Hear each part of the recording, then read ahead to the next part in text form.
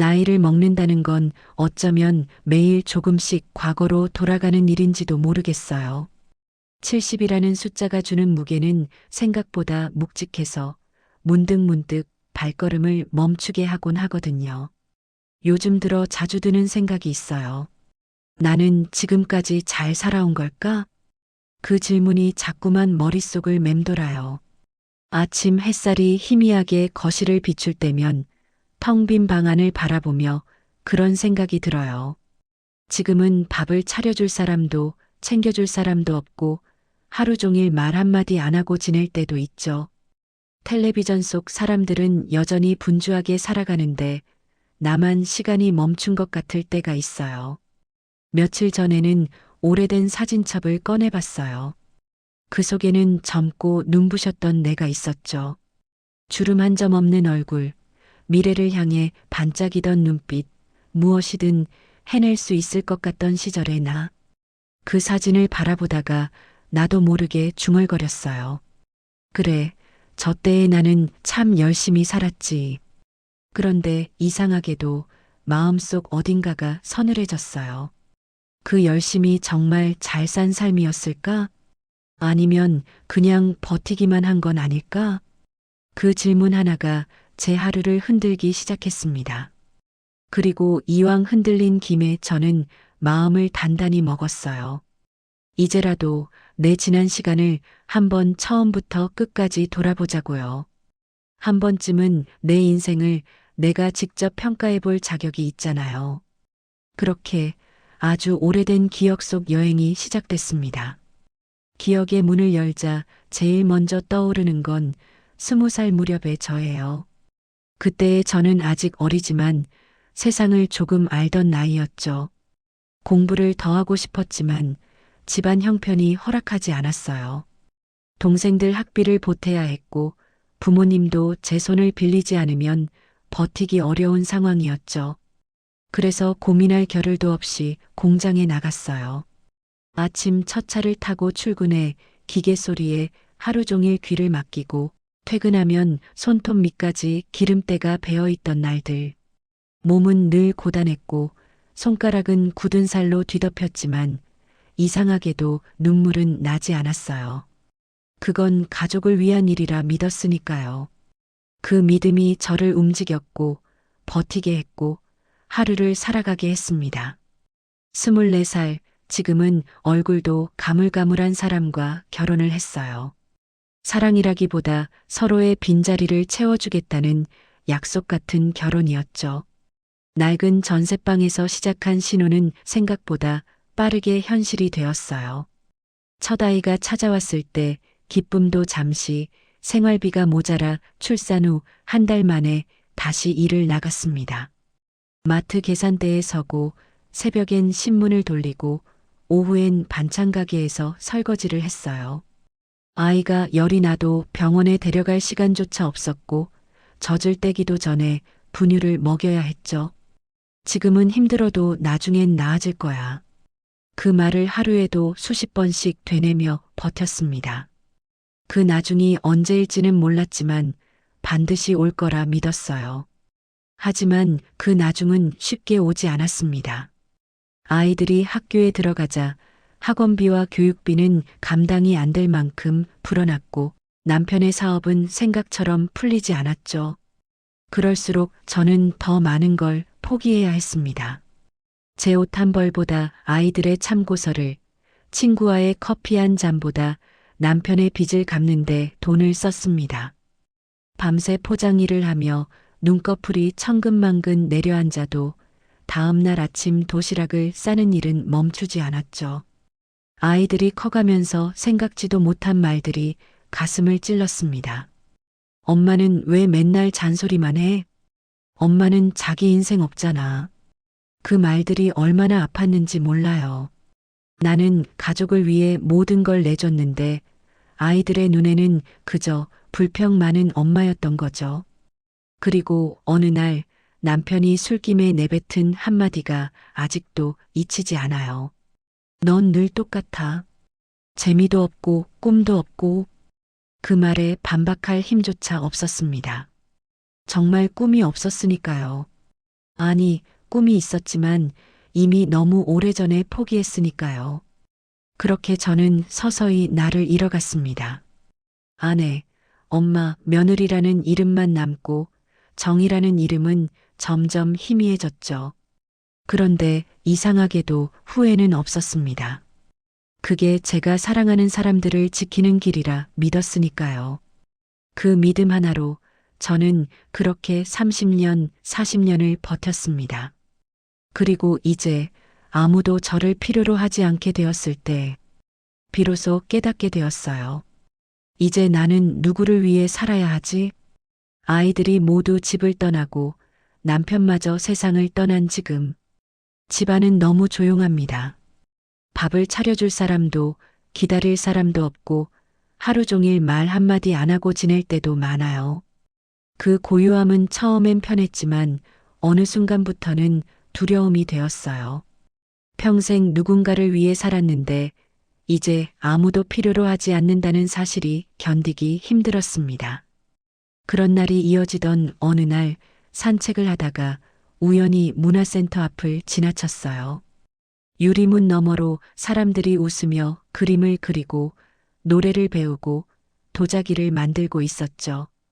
나는 저런 걸 한 번도 해본 적이 없구나라는 생각이 들었습니다. 이 나이에 무슨 하며 돌아서려다가 발걸음이 멈췄습니다. 그리고 이상하게도 마음속에서 목소리가 들렸어요. 지금 아니면 언제 할 건데? 그렇게 저는 생전 처음으로 나를 위한 선택을 했습니다. 그림 수업에 등록했죠. 처음 붓을 잡는 손은 어색했고 물감은 엉뚱한 곳으로 번졌지만 이상하게도 행복했습니다. 매일 아침이 기다려졌고 하루가 다시 의미를 갖기 시작했어요. 그림을 배우면서 잊고 있던 감정이 하나둘 올라왔습니다. 20살 무렵의 꿈, 미뤄둔 취미, 포기했던 작은 소망들. 그리고 이런 생각이 들었습니다. 왜 이렇게 늦게야 시작했을까? 하지만 곧 마음이 바뀌었어요. 그래도 지금이라도 시작했잖아. 그게 중요한 거야. 문화센터에서 돌아오는 길, 오랜만에 발걸음이 가벼웠습니다. 혼자 먹는 저녁이 더 이상 외롭지 않았고 텅 빈 집도 낯설지 않았어요. 그건 혼자가 아니라 나와 함께 있는 시간이 되었기 때문입니다. 그리고 그날 밤 거울을 보며 처음으로 제 이름을 불러봤어요. 정이야, 이제라도 너를 위해 살아보자. 그 말이 낯설지 않았습니다. 오히려 그제야 진짜 내 삶이 시작되는 것 같았어요. 그림 수업을 시작한 지 어느덧 3달이 지났습니다. 매주 화요일 아침이면 어김없이 문화센터로 향하고 수업이 없는 날에도 공원 벤치에 앉아 스케치북을 펼칩니다. 이젠 붓을 쥔 손이 그렇게 낯설지도 않아요. 하늘의 색을 표현하는 법을 배웠고 나무의 질감을 살리는 방법도 알게 됐죠. 무엇보다 놀라운 건 하루가 다시 기다려진다는 거예요. 아침이 오면 눈을 뜨고 밖으로 나가고 싶은 마음, 새로운 것을 배우고 싶은 마음이 생긴다는 것. 그건 오래전에 잃어버렸던 감정이었습니다. 그림을 그리면서 잊고 있던 과거가 하나둘 떠올랐습니다. 20살 무렵 친구와 떠나고 싶던 여행, 결혼 전 하고 싶다고 말만 하고 실행하지 못했던 공부, 아이들이 어릴 때 혼자 카페에서 책 한 권 읽는 것조차 사치라 생각하며 미뤄뒀던 순간들. 그 모든 것들이 한꺼번에 떠오르자 마음 한구석이 시리더군요. 조금만 더 일찍 시작했더라면, 조금만 더 나를 돌봤더라면. 그 후에는 생각보다 날카로웠습니다. 아이를 재우고 홀로 울던 밤, 남편의 실패를 혼자 감당해야 했던 시절, 그리고 늘 뒤로 미뤘던 제 삶까지. 그 모든 장면이 파도처럼 밀려왔습니다. 하지만 이상하게도 그 후회가 나를 무너뜨리지는 않았어요. 오히려 생각이 바뀌었습니다. 그래도 지금이라도 시작했잖아. 그게 얼마나 용기 있는 일인데. 그 말이 마음속에서 작게 울려 퍼졌습니다. 며칠 뒤 강사가 저에게 제안을 하나 했습니다. 다음 달에 있을 수강생 전시회에 작품을 내보시는 건 어때요? 처음엔 고개를 저었습니다. 제가요? 아직 제대로 그리는 것도 모르는데요. 그런데 강사가 웃으며 말하더군요. 그림은 완성도가 중요한 게 아니라 그 안에 담긴 삶이 중요한 거예요. 그 말이 내 마음 깊숙이 들어왔습니다. 평생을 가족의 삶 속에서 살아온 제가 이제야 비로소 제 삶을 그림 안에 담아볼 수 있는 기회. 그 기회를 놓치고 싶지 않았습니다. 그래서 용기를 냈습니다. 전시회에 그림을 내기로요. 며칠 동안 거실 한쪽을 작업실이라 부르며 붓을 붙잡았습니다. 여러 번의 실패 끝에 완성한 그림 한 점. 제목은 늦가을 오후의 벤치. 공원에서 아이를 보며 혼자 앉아있던 제 모습을 그린 풍경화였습니다. 전시회 날 그림이 걸린 벽 앞에 서 있는 제 모습이 낯설었습니다. 사람들이 제 그림 앞에서 멈춰서서 따뜻하다, 눈이 편하다라고 말할 때마다 눈가가 시큰거렸습니다. 평생 누군가의 엄마, 아내, 며느리로만 존재했던 제가 처음으로 정이라는 이름으로 세상에 선 무언가를 내놓았던 순간이었으니까요. 그날 집으로 돌아오며 오랜 시간을 떠올렸습니다. 공장에서 일하던 20살의 나, 도시락을 싸서 아이를 학교에 보내던 30살의 나, 남편의 실패를 함께 감당하며 울던 40살의 나. 그 모든 시간은 힘들었지만 그 시간들이 있었기에 지금의 내가 있다는 걸 이제는 압니다. 후회는 여전히 남아 있었지만 그 후회마저도 내 삶의 일부라는 걸 받아들일 수 있었어요. 그리고 그 사실이 저를 조금 더 단단하게 만들어줬습니다. 그날 밤 거울 앞에서 저는 오랜만에 제 이름을 불러보았습니다. 정이야, 참 잘 버텼다. 그 말이 그렇게 따뜻할 수가 없었어요. 그건 누군가의 위로나 칭찬이 아니라 제 스스로에게 보내는 인정이었으니까요. 전시회가 끝난 지 며칠 뒤 저는 작은 여행을 떠났습니다. 이번에는 누구를 위한 여행도 아니었고 가족을 위해서도 아니었습니다. 오롯이 나를 위한 시간, 나를 위한 길이었죠. 목적지는 젊은 시절 늘 말만 하고 한 번도 가지 못했던 동해 바다였습니다. 기차 안에서 창밖을 바라보니 지난 70년의 시간이 필름처럼 스쳐 지나갔습니다. 가난했던 어린 시절, 가족을 위해 내 삶을 내던졌던 청춘, 눈물과 희생으로 버텨냈던 날들, 그리고 그 모든 것의 끝에서 다시 나를 찾고 있는 지금까지. 바닷가에 도착하니 차가운 바람이 볼을 스쳤습니다. 그 바람 속에는 청춘의 흔적, 후회의 잔향, 그리고 아직 끝나지 않은 삶의 향기가 섞여 있었습니다. 저는 조용히 모래사장에 앉아 파도를 바라봤습니다.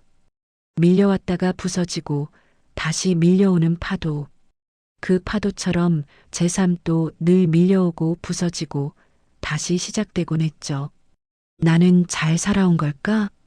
예전 같으면 쉽게 대답하지 못했겠지만 지금은 확신할 수 있습니다. 완벽하지 않았지만 언제나 최선을 다했고 사랑했고 버텨냈고 다시 일어섰습니다. 그것만으로도 충분히 의미 있는 삶이었습니다. 물론 후회도 있습니다. 조금만 더 일찍 나를 찾았더라면, 조금만 더 용기를 냈더라면 어땠을까? 하지만 이제는 알아요. 그 후회조차 내가 살아온 증거라는 걸. 그리고 그 증거는 부끄러운 것이 아니라 자랑스러운 흔적이라는 걸요. 숙소로 돌아와 작은 수첩을 꺼내 글을 적었습니다. 나는 오늘을 살아냈다. 내일도 살아낼 것이다. 남은 시간은 나를 위해 쓰겠다. 글을 다 적고 나서 거울을 보니 주름진 얼굴이 이상하게 아름다워 보였습니다. 세월이 새겨놓은 흔적 하나하나가 내가 살아온 시간이었으니까요. 며칠 뒤 집으로 돌아온 후에도 제 일상은 크게 달라지지 않았습니다. 아침에 혼자 밥을 차리고 조용한 거실에서 책을 읽고 오후에는 그림을 그립니다. 하지만 이제 그 고요함이 외롭지 않습니다. 이제 그 시간은 오롯이 나를 위한 시간이고 나의 선택으로 만들어가는 시간입니다. 창문 밖으로 저녁 햇살이 길게 들어올 때 저는 조용히 속삭였습니다. 그래, 나는 참 잘 살아왔다. 그리고 아직 끝나지 않았다. 그 말은 지난 70년을 향한 위로이자 앞으로 남은 시간을 향한 다짐이었습니다. 우리는 늘 남을 위해 살아가느라 정작 나를 잊고 살 때가 많습니다. 그리고 나중에서야 깨닫죠. 그 모든 시간이 결국 지금의 나를 만든 것이라는 걸. 후회가 있더라도 괜찮습니다. 포기했던 순간이 있었다 해도 괜찮습니다. 중요한 건 지금이라도 다시 시작할 수 있다는 거예요. 그리고 그 시작은 아주 사소한 결심 하나에서 비롯됩니다. 저처럼요. 평생 가족만을 위해 살았던 제가 이제야 나를 위한 삶을 살기 시작했듯이요. 혹시 당신도 요즘 문득 이런 생각을 하고 있진 않나요? 나는 지금까지 잘 살아온 걸까? 그렇다면 이렇게 말해드리고 싶어요. 네, 당신도 참 잘 살아오셨습니다. 그리고 지금부터는 남은 시간만큼은 당신 자신을 위해 살아가도 괜찮습니다.